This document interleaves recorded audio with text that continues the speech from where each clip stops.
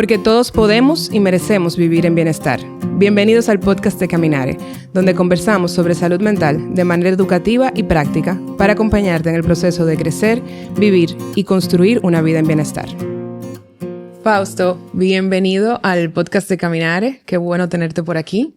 Yo contento, María Luisa, qué bueno, se dio la oportunidad. Se nos dio finalmente. Y gracias a Dios por eso, la verdad que estamos muy contentos, muy motivados, muy alegres. Yo estoy súper feliz de que tú estés aquí. Nosotros nos conocemos por Clínica Clarion, tú eres uno de mis jefes allá. No, colaborador más. Claro, pero no, contigo yo he aprendido un montón y súper contenta. Tú sabes que una de las razones por la cual yo quería que tú vinieras al podcast es porque allá, como tú eres mi jefe, porque yo creo que sí te considero como uno de mis jefes allá, yo te veía siempre como muy formal, muy serio, hasta que un día también te escuché hablando con Dayan y yo dije, pero con él también podemos y tal.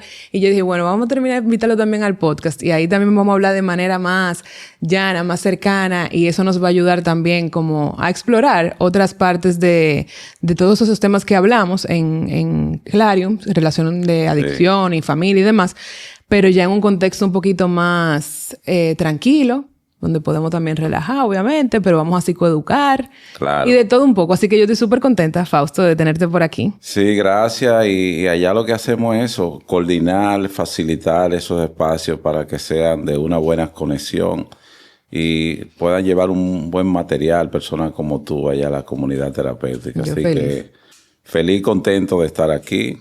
A todo el que nos ve por esta vía, también muchas bendiciones. Y vamos a tratar, sí, en lo que podamos, llevarle un contenido que puedan aprovecharlo. Así va a ser. Ese es el objetivo. Saquen lápiz y libreta, que Fausto no va a dar cátedra aquí. No, hombre, no. Fausto, para iniciar, rompiendo el hielo, antes de entrar en materia de seriedad y demás, un chistecito te voy a decir. Y si tú tienes uno, me lo puedes dar para atrás, pero yo voy a empezar con un chistecito. Dímelo tú. ¿Por qué el calendario está triste? No le llego ahí, dímelo. Porque tiene los días contados. Ese está bueno, Me gustan los chistes, Fausto.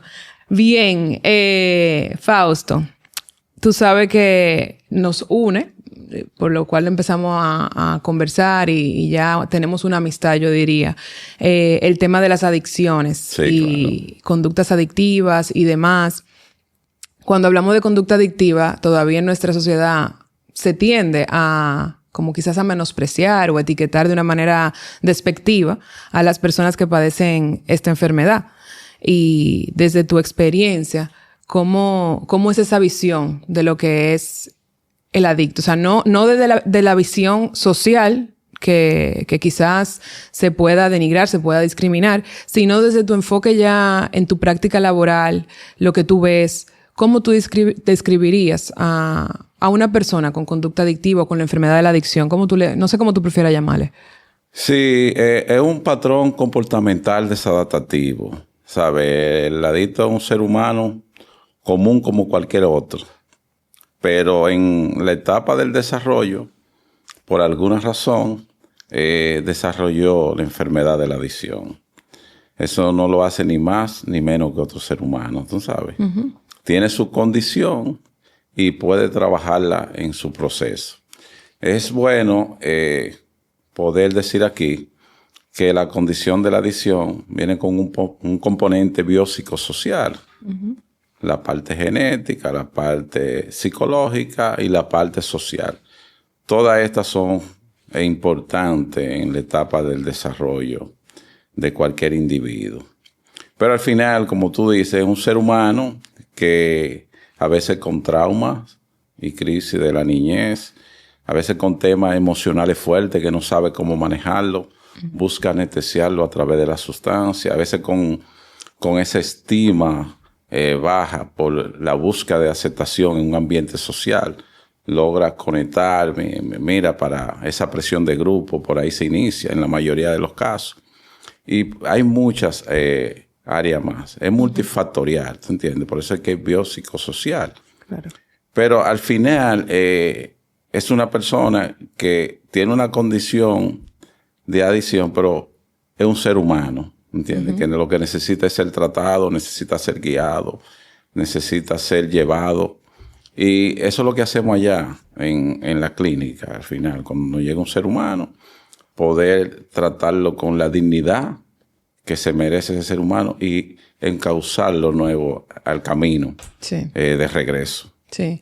Para mí siempre es muy importante que se destaque esa parte de que hay una predisposición genética. Sí, claro. Eso también nos ayuda a comprenderlo desde otra perspectiva, de que hay algo en el funcionamiento de este individuo, de esta persona, diferente, que lo puede hacer más vulnerable a desarrollar lo que es la enfermedad de la adicción.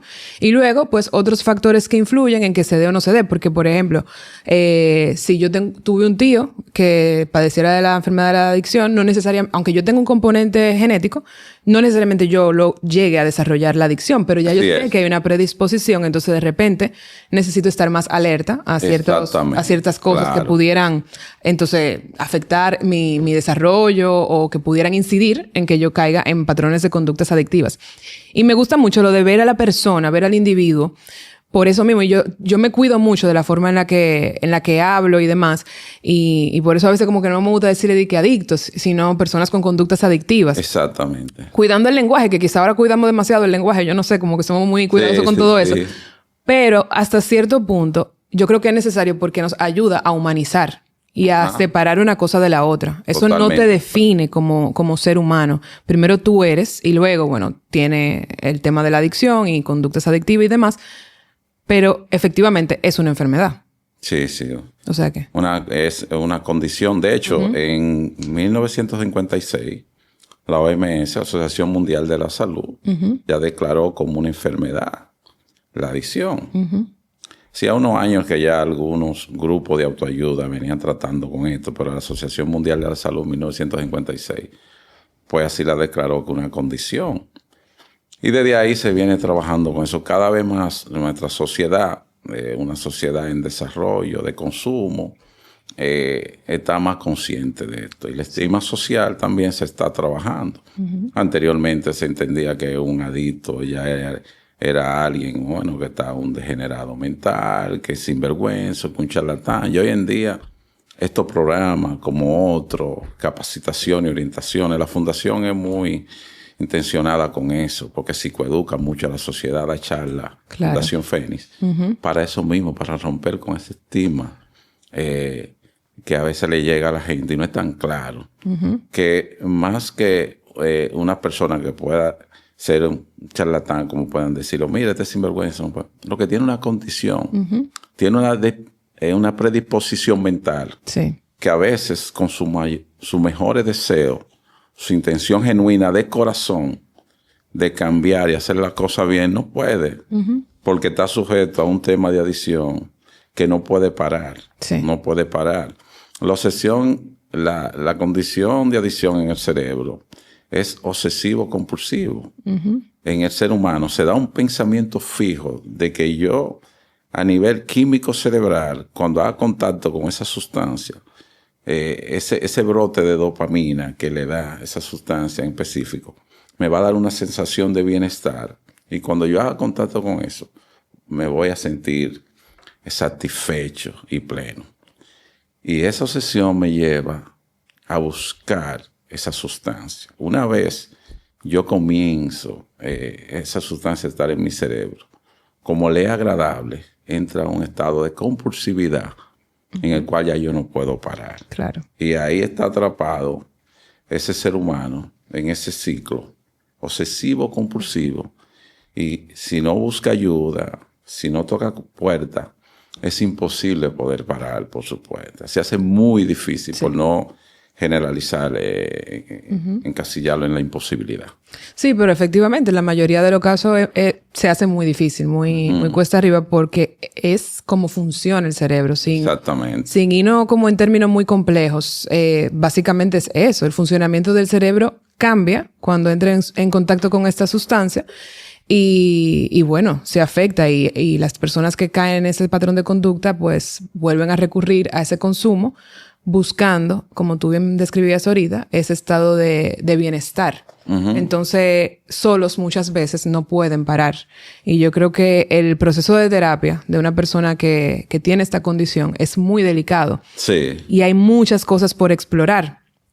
Y sobre todo por cambiar. Hay cosas que hay que desaprender, hay otras que hay que aprender. Definitivamente muchas cosas por sanar.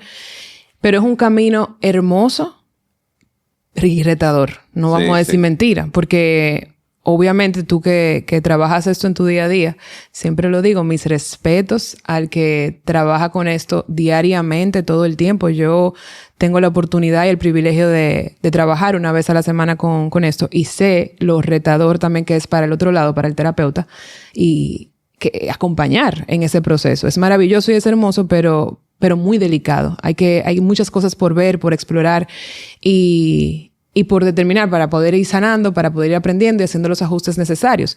Y aparte de esa predisposición genética, como hablábamos ahorita, ¿cuáles factores pudieran influir en que se detone esta condición en una persona? Si de algo saben las abejas, es de flores. Hay de todo tipo y para todos los momentos. Lo importante no es solo su color, tamaño o forma, sino lo que hace sentir cada una. Y para esos sentimientos trabajan. Igual que el Banco Central, que trabaja para hacer florecer la economía y que sientas estabilidad. Para ese sentimiento de crecimiento y desarrollo. Para que la primavera llegue a todos los sectores y los planes de muchos den grandes frutos. Banco Central de la República Dominicana. Trabajando por una estabilidad que se siente. Sí, mira, muchos que vienen con temas emocionales fuertes, a veces una de las cosas que más el ser humano y el adicto de manera emocional no brega son con temas a veces relacional y miedo al rechazo. Temor, miedo al rechazo.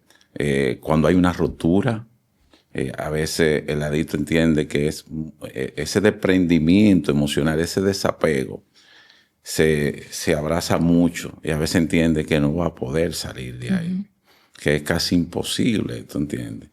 Y el refugio, de manera mal canalizado, muchas veces cae en el alcohol o en otro tipo de sustancia y por ahí detona un tema. Y de conductas, porque no es nada más consumo de sustancias, está el tema de la adicción también al juego, a las compras, o sea que no es nada más sustancias, sino que hay conductas en sí de otro tipo, que no es nada más de consumir. Claro, qué bueno que lo mencionas, porque hay conductas adictivas que se usan como modo de evasión. Hay personas que se quedan conectados con la compra, otros se le va con el sexo, otros se le va con la ludopatía, con el juego. Es importante, esa conducta adictiva para el ser humano, todos los excesos son malos. Y cuando tú le dedicas al juego, a las compras o a cualquier cosa, tú le estás diciendo que no a otras que realmente son importantes. Y la vida tiene que ver mucho con el equilibrio. Cómo yo de manera sabia puedo distribuir mi tiempo y ser eficaz y sacarle provecho. Porque cuando yo me quedo 4, 5, 6 horas pegado de una computadora o de un videojuego, hay otras cosas que dejo de hacer. Claro. Las estoy cambiando. Entonces, ya hay una conducta ahí que se manifiesta la compulsividad y la obsesión, como te decía ahorita, ¿te entiendes? No se puede parar. Y es una manera también de evasión. Exacto. Porque a veces yo tengo un tema, como te decía, un vacío emocional, un estado de frustración y lo que está mal canalizado. Porque por eso nosotros allá le damos muchas herramientas a los que acompañamos. ¿Por qué? Porque hay que sustituir esos patrones tóxicos por esos patrones fértiles. Es decir, para no seguir en la misma línea, alimentando esa parte, ¿tú entiendes? En vez de evadir, hago ejercicio, hago actividades que sean productivas y sanas. Para mí, puedo leer, puedo conectar, hacer otras cosas realmente. Es que no estoy obligado a quedarme ahí. Claro. Y yo creo que uno de los grandes retos ahí en ese proceso de aprender a hacerlo diferente es ese balance. Porque también cuando está esa obsesión, esa compulsión, es como que nos vamos a los extremos. Y hago algo de manera tan repetitiva, tan constante y demás. Y buscar el balance y sobre todo de estar presente, porque obviamente tú ahorita lo mencionabas, buscan muchas veces escapar. El escape y la satisfacción. Yo creo que son como dos de la cosa que uno busca cuando hay una conducta adictiva. Escapar. Esos elementos siempre están presentes. ¿Verdad? Escape y buscar el placer. Sí. De una forma u otra. Gratificación inmediata. ¡Pam! Exacto. Eso está ahí. Entonces, busco constantemente eso y luego parar, detenerme para buscar un balance, buscar un equilibrio, un punto medio y sobre todo para conectar de manera auténtica con mi entorno. Es un gran reto porque, sobre todo si hablamos de una persona que ya tiene mucho tiempo en este patrón de conducta, pues va a ser obviamente más retador todavía. Y como siempre, en todo tema de salud mental y de salud en general, mientras antes podamos detenerlo y detectarlo, mejor va a ser el trabajo que podamos realizar y quizá de repente en menor tiempo. Pero esa búsqueda de placer y esa necesidad de escape, tú me dirás ahí como tu perspectiva. Desde mi perspectiva y la experiencia trabajando con esta población, al final yo siempre llego a lo mismo con los pacientes que acompaño. El tema del amor propio. Sí. Autoestima. Porque cuando me siento... la mayoría de las veces tú es inconsciente. O sea, no es que la persona está necesariamente consciente de que no me valoro, no me respeto, no sé quién soy. O sea, esas son cosas que no están en nuestro consciente, sino más bien en el inconsciente. Claro. Y nos llevan a estas conductas. Pero de base hay un trabajo importante de autoestima, de amor propio, de autoconocimiento, que si eso no se trabaja, lo otro es más cuesta arriba todavía. O sea, que yo creo que las personas y no nada más personas con conducta adictiva, yo creo que la mayoría hay un poquito ahí de raíz cuando hay... Ajá. Pero quedándonos aquí con las personas con conductas adictivas, hay un trabajo por hacer con la parte de la autoestima y el autoconocimiento. Como que al final, si tú me preguntas a qué se debe, de dónde viene y por qué, aparte de todo eso que podemos mencionar, de la genética, de la dinámica del entorno y demás, en la persona, porque el foco siempre tenemos que ponerlo entonces hacia adentro, ¿verdad? Claro, esa es la realidad. Hay un tema de autoestima. Sí, sí. Mira, eso pasa porque en la práctica de esa búsqueda de aceptación, de no bregar con el rechazo, de aliviar ese vacío que muchas veces siento, pasa eso mismo. Uh-huh. ¿Qué es lo que pasa? Me olvido de mí. La parte más importante, el ser. Y en la mayoría de ser humano, ya cuando buscamos como esa parte del placer, esa parte material, eso externo a nosotros. Y de pertenecer, como tú decías ahorita. Y de pertenecer, sí. Buscando nuestra identidad en el pertenecer afuera. Y nuestra identidad está dentro. Exacto. Por eso tú hablas del amor propio, que es algo interno. Exacto. Entonces, enfocándolo, esa parte externa que me puede dar lo material, lo social, la parte de que ser aceptado por los demás, me olvido de esa parte interna. Y ahora mismo en nuestra sociedad, y yo que trato en el día a día con seres humanos valiosos, pero muchas veces están un poco distorsionados de la realidad. Sí. Porque a veces perdemos mucho tiempo, en realidad, y te lo digo por mí, alimentando el ego, lo externo, lo que me da placer, lo que me da estatus, lo que me da lo que me da pertenencia. Y no olvidamos de alimentar el alma, de alimentar el espíritu, alimentar la esencia del ser humano, con el amor propio, con esa estima saludable, con que al final yo merezco conectar con ese ser interno, darle cariño, darle amor, reconectarme a mi inicio. Y en realidad entender para qué estoy claro, cuál es mi rol aquí, cuál es mi objetivo de vida. Y cuando yo comienzo más a conectar con esa parte del ser, del alma, me centro un poco más. Y por ahí se viene dando una serie de detalles de amor propio y de conexión. Y eso pierde fuerza. Correcto. Eso pierde fuerza. Eso de esa satisfacción inmediata, de la gratificación, del reconocimiento externo, de lo que eso pierde fuerza.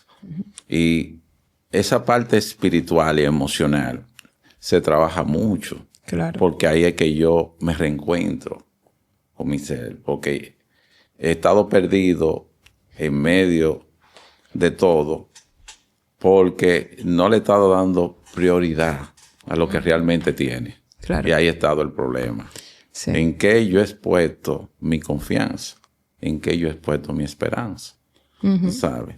Y al final, eso me deja en el aire cuando me quita la alfombra, porque cuando yo estoy alimentando mi ego, hay algo que leí, dice, el ego te lleva lejos, pero al final te deja botado allá. ¿Tú entiendes? Está buena eso, sí. Tira el chiste de uno. Sí, sí.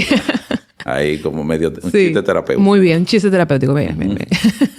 Sí, pero es así, es así. Y yo creo que al final, que suena como tan... Es muy fácil decirlo, obviamente. Claro. Pero esto es un gran reto y cada caso es diferente y hay muchas cosas por explorar. Pero esa parte de tú poder saber quién tú eres y poder estar contigo, el aprender eso, es de gran valor. Y en esta sociedad que lo que te incita es a lo contrario. Te incita a lo rápido, al placer, a lo exterior. O sea, como que al tener. Vamos muy rápido. Vamos rápido. Pero el tú poder conectar con ese interior y saber quién tú eres y poder ser auténtico y poder valorarte y cuidarte y demás, es el punto de partida, yo entendería, de un proceso terapéutico para cualquier persona, pero específicamente que estamos hablando de personas con conductas adictivas, yo entendería que es fundamental. Y me voy más allá, no solamente el amor propio, en ese proceso de recuperación y de recuperar tu vida, ¿verdad?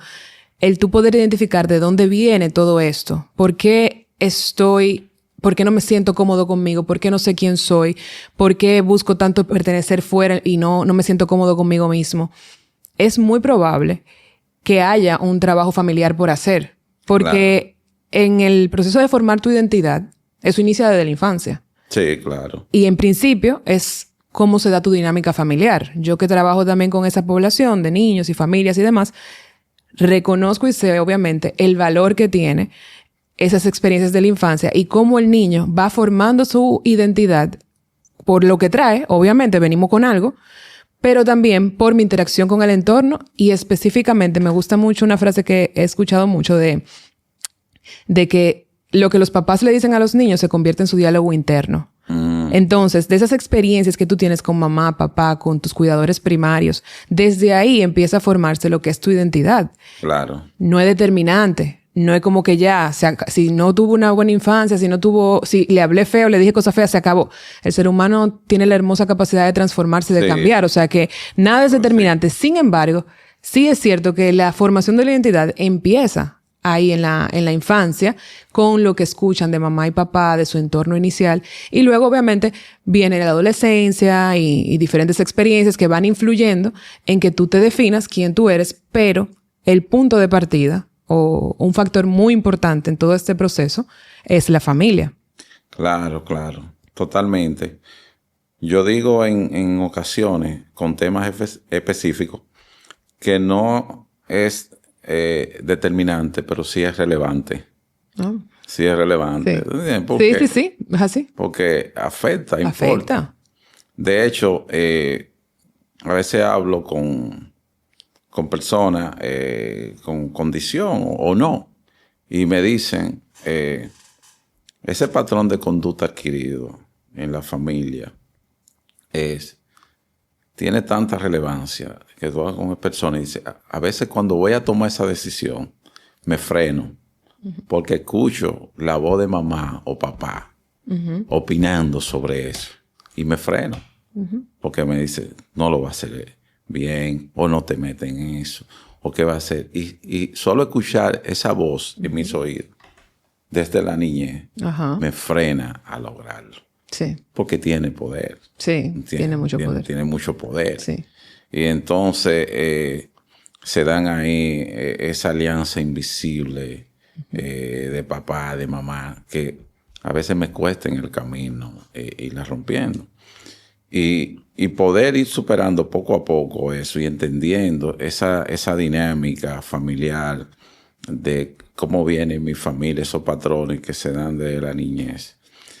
Pero sobre todo, es un tema de doble vía, porque cuando el adicto llega ya con una condición de adicción, por lo regular, lo ideal es lo que tú dices acerca de la adicción, la prevención, porque no evitamos en el camino muchísimas situaciones difíciles.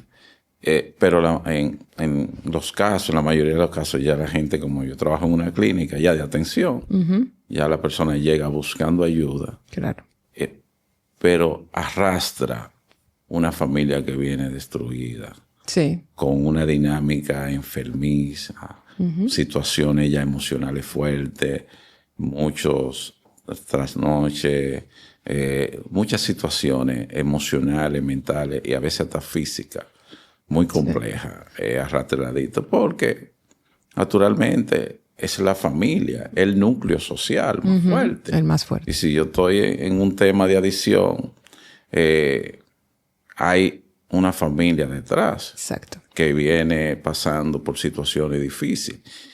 Y cuando llegan allá, es una parte que cuando miramos cuál es la red de apoyo, el núcleo familiar, decimos, aquí hay que hacer un gran trabajo. Claro. No solamente con el que llega allá buscando Exacto, ayuda. no solamente con el paciente con la adicción, sino el sistema, la familia. El sistema familiar, exacto. el núcleo. Sí. Porque ese núcleo tiene de alguna manera, ahí hay un tema que sanar. Sí. ¿Tú entiendes? Y ese es un trabajo hermoso. A mí me gusta mucho la parte de la psicología sistémica, realmente, porque no lo ejerzo, obviamente, pero sí que es un enfoque muy integral y muy hermoso, porque me gustó mucho una frase que yo escuché una vez de que un adicto es el síntoma de una familia disfuncional, Claro, de una familia enferma. Entonces, detrás de esta persona con conducta adictiva hay un sistema familiar que debemos de reorganizar, reestructurar, y obviamente no siempre está ese sistema presente para trabajar de manera concreta, porque a veces ya los papás no están o porque la familia no se une en el proceso de recuperación. Pero cuando tú trabajas con ese paciente, yo estoy segura que esos dos aspectos no se quedan. Por una parte, la autoestima, como hablábamos ahorita. Claro. Y por otra parte, el poder sanar temas relacionados con su dinámica familiar, porque la familia es el sistema más importante en la vida de una persona y de donde sacamos mucha cosa de nuestra identidad y de nuestra vida y todo eso. Entonces, el poder trabajar con ese sistema, y ojo, aquí no estoy condenando a ningún papá, a ninguna mamá, a ningún sistema, porque yo entiendo que todos los padres actuamos siempre desde el amor, pero sin querer, muchas veces desde nuestra inconsciencia o desde nuestra falta quizá de información, podemos sin querer afectar ese desarrollo. ¿Y tú sabes por qué? Porque la razón principal por la cual podemos afectar ese desarrollo o la forma en la que lo vive, porque cada persona es diferente. Yo puedo estar haciéndolo con todo el amor del mundo, con todo el respeto del mundo y estar ahí. Claro. Y de repente mi hija lo está viviendo de una manera diferente a como yo lo estoy, o algo se me escapó o lo que sea. Y eso puede afectarle a ella. Y yo no necesariamente lo sé. De hecho, yo tengo una frase que le digo a los padres que realmente cuando tengo la oportunidad de estar en terapia con la familia, y yo le digo que cada padre o tutor o guía hace lo mejor que puede con lo que tiene.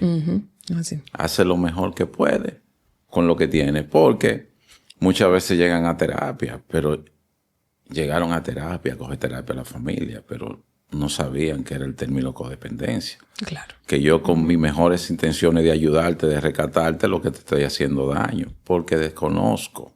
No tengo la orientación, no tengo los conocimientos hasta ese momento. Sí. Y la mayoría te dice, yo desconocía de esta terminología y cómo se aplicaba en el día a día. Entonces, dice, pero yo he tratado de estar ahí presente. Si choca un carro, yo ayudarlo a que compre otro para que no ande a pie. Sí. Y hasta que llegan ahí, dicen, bueno, lo ideal es que se haga responsable. Si salió borracho de un sitio y no tuvo la medida necesaria. Bueno, pero la familia hasta ese momento entiende que está haciendo lo mejor. Claro. ¿Entiende? Porque no conoce, no está edificada en ese tema, no está orientada. Y es válido. Totalmente. Y es válido porque una experiencia nueva. Sí. Ahora, cuando llegan allá, que dicen, ahora yo entiendo. Por eso es un proceso y aquí existen un grupo de familia, de CODA, también de Al-Anon. Lo digo aquí en este espacio porque la familia es parte de un trabajo. Claro. Hay un tema de adicción y existen grupos de autoayuda para eso también.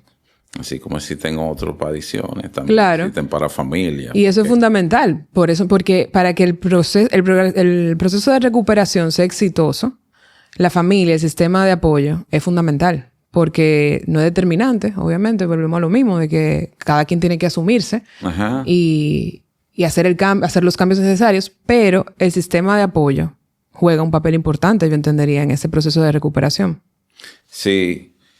De hecho, cuando la familia está integrada y se trabaja, y el paciente también, se da de manera integral esa evolución, se da esa sanidad, se da ese crecimiento, y en espacios individuales totalmente. Sí. Tú haces tu parte de tu compromiso, tu responsabilidad. Ya tú sabes que tiene una condición.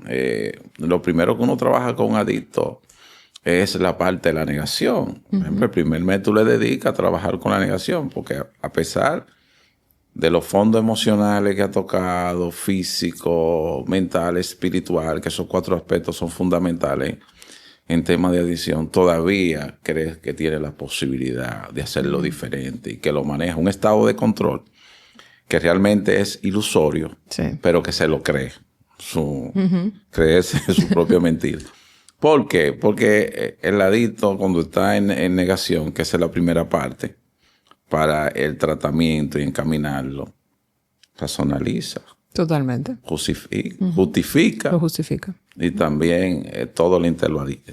Sí. Sí. De manera intelectual se lo sabe. La negación, La que se negación, manifiesta de manera diferente, totalmente. Entonces, esa parte, luego que pasa, pues ya está preparado para trabajar su tema a nivel de trasfondo. Exacto. Desde la etapa de la niñez, abierto a emociones, a sentimientos, a cambios. Está preparado como ese espacio. Luego que pasa esa parte de precontemplación, contemplación, y entonces se prepara para conectar con esos sentimientos. Y cuando se dan esas reuniones, a veces familiares, que la familia se trabaja por un lado, el paciente por otro lado, su tema de adicción, y cuando puede haber en una mesa, luego de muchos años, tal vez una conversación genuina, auténtica, de conexión y decirse cosas que sea fuerte, pero desde el amor. Desde el amor hay sanidad. Totalmente. Hay sanidad. Sí. Porque estamos hablando desde el amor, experiencia vivida, trauma, malas decisiones que he tomado. Sí. Y mucho daño que se han hecho. Mucho daño que se han hecho. Tú has estado ahí, pero en verdad a mí lo que me faltaba era esto. En este momento tomé la decisión.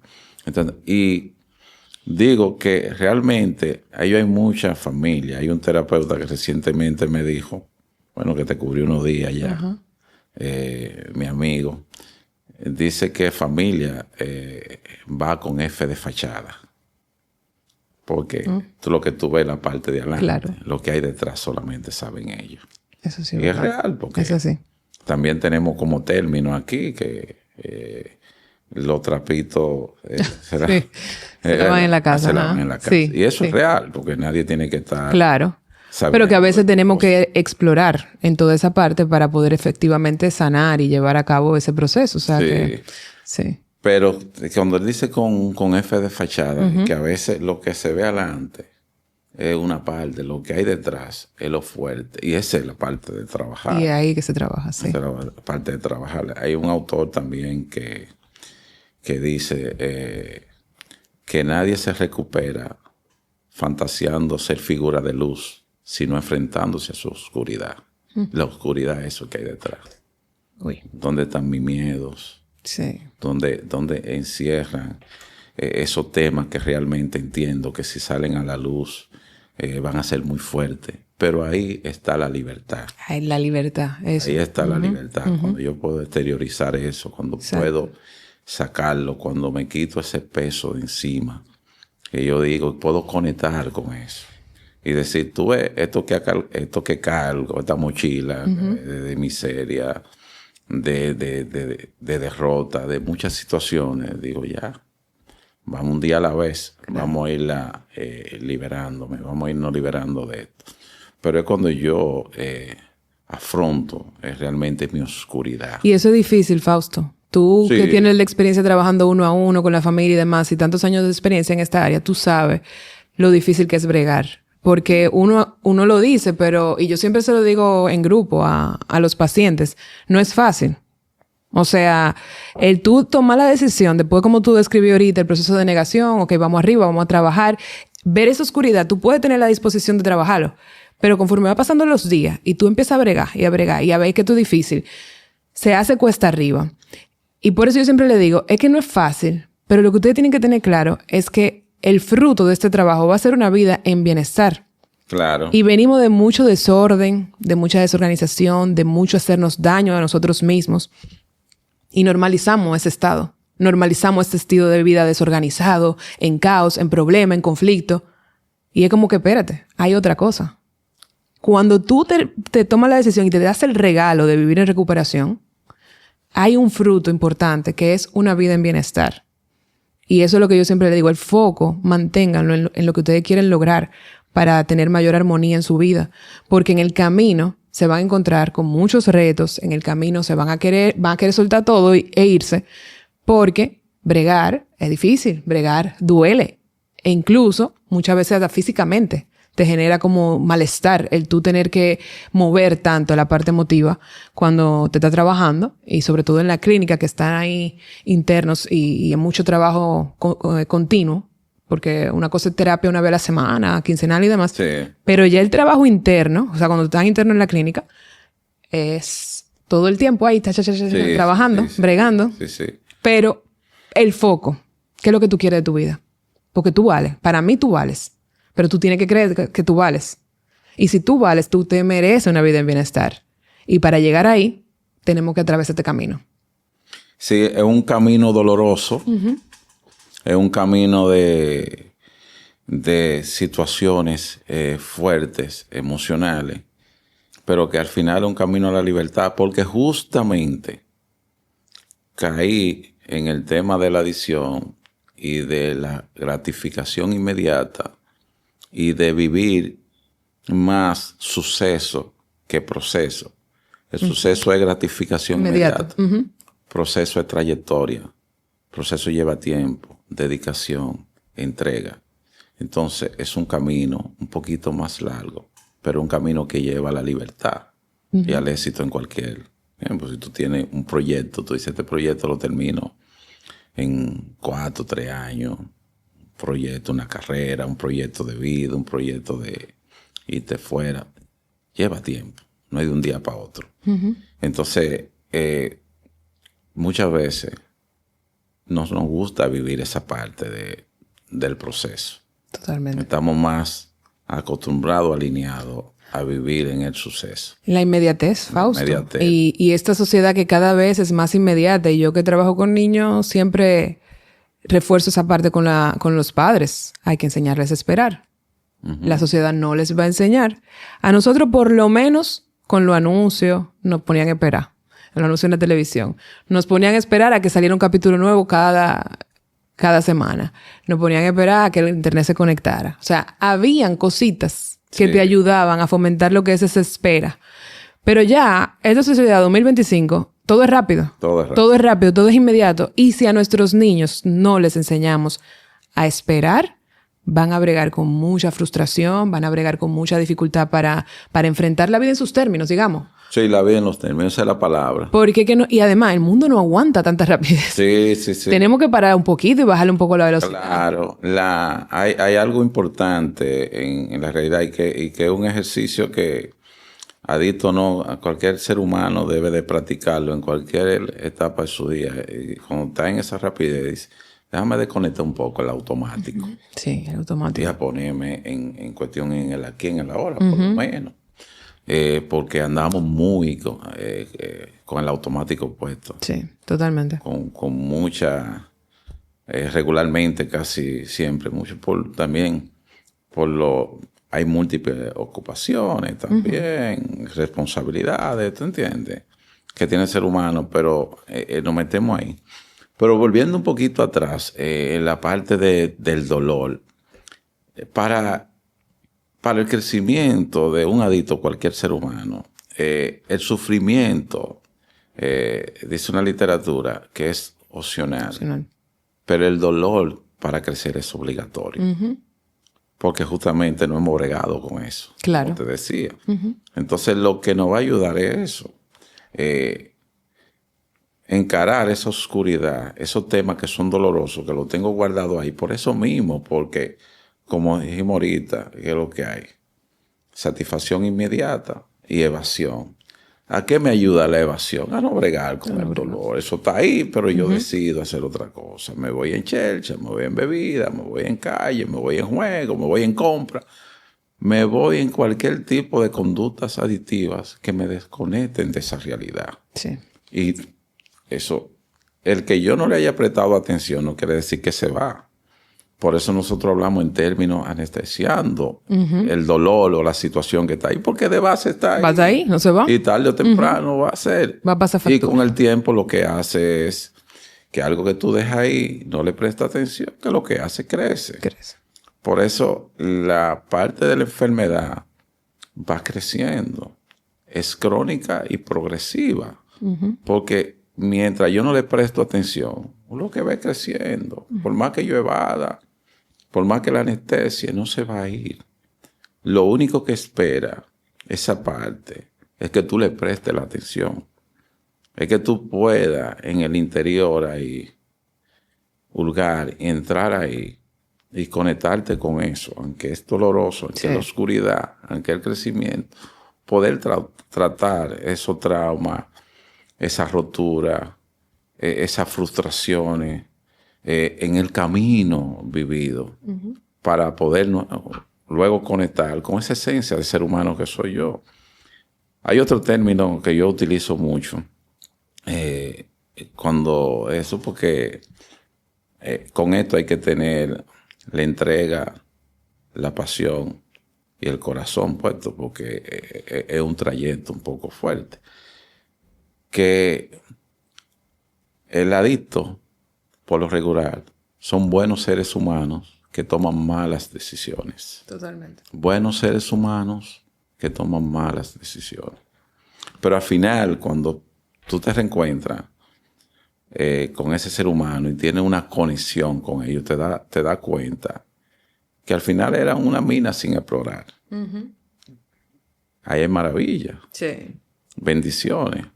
Pues buenos padres, buenos estudiantes, buenos familiares. Cuando hay un proceso de trabajo de manera interna, de manera mental, que ya comienzan a darle prioridad a lo que realmente tiene. Sí. Y tienen una oportunidad de vivir y explotar eso a nivel social. Y ese es el acompañamiento, esa es la conexión, ese es el trabajo, tú sabes, que ese ser humano se reencuentre consigo mismo nuevamente, tú sabes. Y poder ver ese valor, porque muchas veces ya vienen teniendo bien claro cuáles son sus deficiencias, sus defectos de carácter, lo tienen ahí a flor de piel, todos esos defectos y toda esa cosa negativa, digamos. Pero es fundamental que puedan ver ese valor también como en su esencia. O sea, que ellos puedan ver de que sí hay un tesoro y sí hay cosas maravillosas en ti. Lo que pasa es que en la superficie ahora mismo lo que está son los defectos de carácter. Sí, y que está siempre latente esa parte ahí, como esa inclinación, porque el cerebro tiene memoria. Claro. Y eso, y muchas veces le vas a recordar cuando hay un tema de afrontarse doloroso, un tema... un desacuerdo, un tema laboral, un tema de estrés familiar, le va a recordar siempre a ese ser humano, aunque esté sobrio, aunque esté limpio, que eso tiene una solución inmediata para ese tipo, para escapar. Claro. Pero cuando tú tienes una base que tú dices, bueno, yo estoy accionando, estoy en buena condición con mi familia, estoy estudiando nuevamente, estoy trabajando, has conseguido cosas que realmente te han alimentado, que cuando te llame este estado de placer y eso, este balance que tú puedas hacer, esto tenga más peso, lo que tú has conseguido en el proceso de recuperación y de cambio, que este tema, eso se mantiene latente ahí porque no se va. No se va. Una condición del día a día, de estar vigilante, de que esto te ha restado, pero que tú le des más valor a una vida de propósito, a una vida comprometida, a una vida de objetivo. Por eso es que la familia, cuando se puede hacer esa conexión, que la familia es un apoyo para el crecimiento, los estudios, la actividad recreativa, el mismo trabajo que le gusta, muchas cosas te van dando ese fundamento, ese valor, y vuelve a vivir, vuelve a disfrutar de la vida. Eso, porque a veces disfruto de la vida, estoy gozando, pero me estoy haciendo daño. Me hago daño y cuando llego a mi casa tengo que bregar igual un poquito con ese vacío que siento dentro, porque ese disfrute que me da esa sensación inmediata, esa gratificación inmediata, no es real. No es real. Yo le pregunto, y hago un ejercicio con eso que tú dices, tan real. Yo le digo, dime la noche perfecta a un adicto que tú saliste a divertirte, que fue perfecto. Y dice, una vez salí, tenía una buena cantidad de dinero, tal vez no se me acababa una buena cantidad de sustancias. Tal vez estuve con mujeres, cosas que yo me daban satisfacción inmediata a lo que yo quería. Y al otro día fue uno de los días más miserables de mi vida. Claro.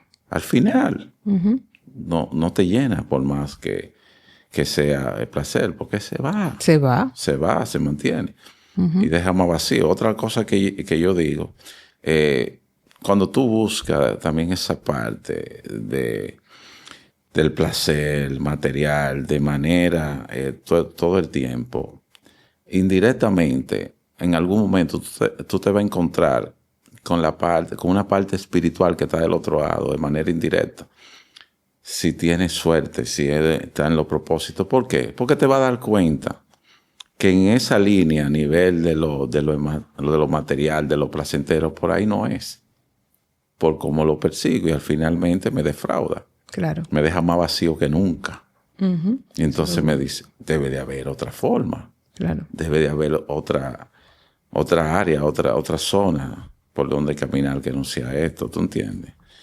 Pero se necesita de la gracia de un ser superior, del acompañamiento de la familia, del apoyo de gente que realmente confíen en ti. Y un equipo de terapeutas también. Pero realmente se puede. Se puede. Se puede. La experiencia que tengo con esto es que no todo siempre encuentran el camino de una vez, pero el que lo busque, el que trabaja se puede, porque la experiencia mía en este tiempo es que he visto muchas familias cambiadas, transformadas, muchas personas aquí, uno rehacer su familia, otro hacer su familia, graduarse, terminar sus estudios, luego de haberlo dejado, y muchas otras bendiciones. Y a veces en supermercado, o en un cine, en una plaza, me encuentro con personas que así, hola, y me llega como esa gratificación interna, claro. Porque en algún momento yo vi a esa persona en otro estado y lo puedo ver en otra dimensión de su vida, sí. Donde ese ser superior lo ha colocado en la sociedad, y como que tuve contacto tal vez en algún momento, pude ser parte de la obra milagrosa de ese ser. Y es una buena satisfacción interna. No quiero terminar sin antes preguntarte, porque tú estabas diciendo ahora que se puede, sí. ¿Verdad? Y que sí se puede. Ahorita tú mencionabas de cómo permanece latente. Sí. Quizá esa inclinación a caer en conductas adictivas, en consumo de sustancias o en alguna conducta que me permita caer en ese patrón obsesivo-compulsivo. Exacto. O sea, como por una parte queda latente, pero por otra parte sabemos que se puede. Entonces, la pregunta, ¿se cura? ¿Se sana? No. Realmente no tiene cura conocida la adicción. Y ahí, desde el 1956, que como te decía al inicio, que ya la OMS declaró como una enfermedad, no tiene cura, pero sí tiene, como dicen términos médicos, clínicos, tiene remisión. El adicto se recupera, se puede recuperar y puede vivir con su condición, porque te decía que ahí está recreado en el cerebro ese estado de placer que no se va ahí, pero sí tú puedes vivir con él. Sí. afrontar las tentaciones, las situaciones. Que es muy difícil, Fausto, porque aparte de que sigue latente en nuestro cerebro, ¿verdad? O sea, se queda ahí. Por ejemplo, la persona que consume alcohol en nuestra sociedad está constantemente expuesto en el contexto social a ese detonante, a ese posible consumo. Entonces, se puede, queda latente, pero ¿cómo se puede? Porque van a haber muchas tentaciones. O sea, yo siempre lo digo, o sea, el que consume alcohol la tiene muy difícil porque el alcohol está en todos los lados. De que se puede, pero ¿cómo se puede? Ahí para ir concluyendo, dime 2 o 3 cositas, o una, como tú quieras, lo que tenga más peso, para que se pueda vivir en recuperación. Mira, lo primero es que nosotros sugerimos de alejarse de personas, lugares y circunstancias. Eso es básico. Eso es importantísimo. Y lo otro es de saber, de interiorizar y estar claro en mi mente que el que tiene la condición soy yo. Y yo soy el que tengo que cuidar. El trago que tú te bebes, a mí no me hace daño. A mí me hace daño el que yo me tomo. Entonces yo debo de cuidarme. Yo le digo a muchos los que acompañan, si tú vas a ir a una boda y están a un cumpleaños y están bebiendo, se está compartiendo y es familiar, no lo puedes obviar, no puedes evitar, porque tú eres parte de la sociedad y de un compromiso. Tú vas, pero participa por lo menos la primera hora. Esa hora donde la gente está cordial, sociablemente, saludando y eso. Y te deja ver y comparte y cumple. Pero después las 2 o 3 primeras horas, ya el que te saludó a ti bien agradable, y que hola, ¿cómo estás? Ya de allá para acá viene con un abrazo, mi hermano. Hay unos traguitos que desinhiben eso. Y tú verte así, sobrio. Entonces evita. Entonces hay herramientas para tú poderte manejar en caso de que no lo puedas evitar. Pero sobre todo, María Luisa, mi hermana, que estoy contento de que me invitara para acá. El tiempo se ha ido rápido. Sí. No, tú vas a tener que volver. Y este tazón de café que me gusta, es de los míos. Ya tengo un par de gente que tenemos que beber en esta taza. Al final, yo soy que debo tener el estado de conciencia clara. Que yo tengo una condición, que soy obsesivo compulsivo. Y que siempre debo de estar vigilante con eso. Y ese estado de conciencia, tenerlo elevado.